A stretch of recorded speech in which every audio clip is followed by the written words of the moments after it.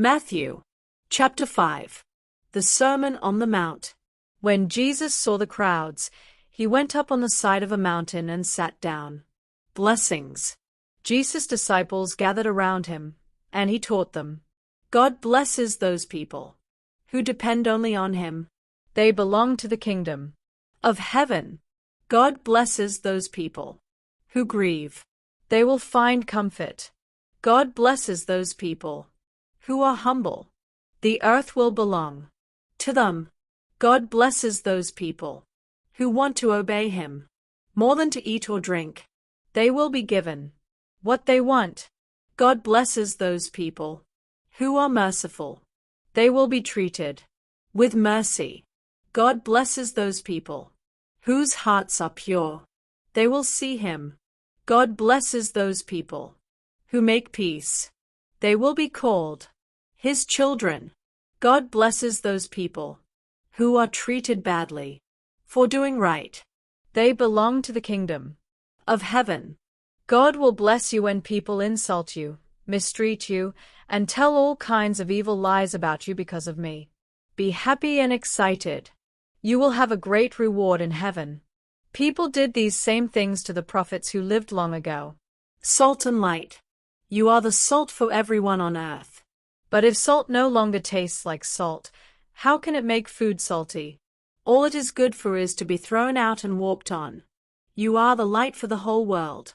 A city built on top of a hill cannot be hidden, and no one lights a lamp and puts it under a clay pot. Instead, it is placed on a lampstand, where it can give light to everyone in the house. Make your light shine, so others will see the good you do and will praise your Father in heaven. The law of Moses. Don't suppose I came to do away with the law and the prophets. I did not come to do away with them, but to give them their full meaning.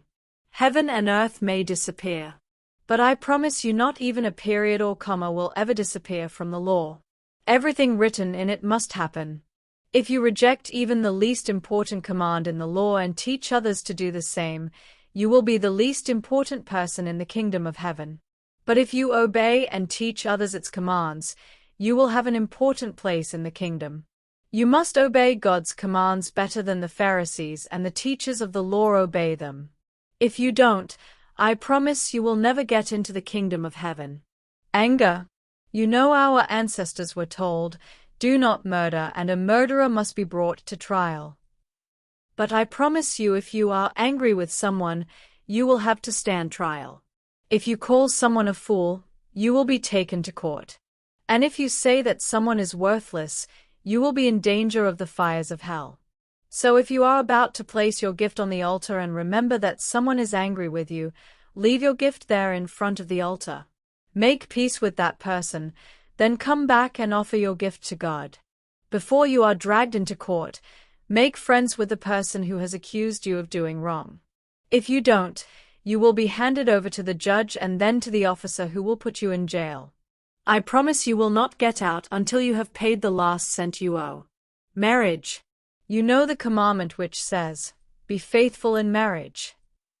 But I tell you, if you look at another woman and want her, you are already unfaithful in your thoughts. If your right eye causes you to sin, poke it out and throw it away. It is better to lose one part of your body than for your whole body to end up in hell.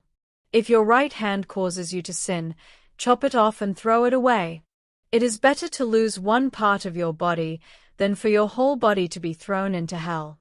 Divorce. You have been taught that a man who divorces his wife must write out divorce papers for her. But I tell you not to divorce your wife unless she has committed some terrible sexual sin.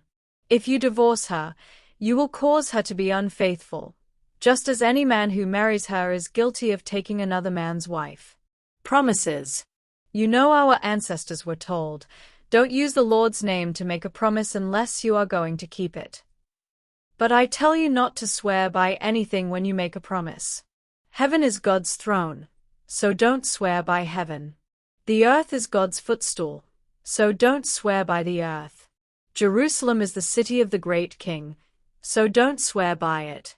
Don't swear by your own head. You cannot make one hair white or black. When you make a promise, Say only yes or no, anything else comes from the devil. Revenge. You know you have been taught, an eye for an eye and a tooth for a tooth.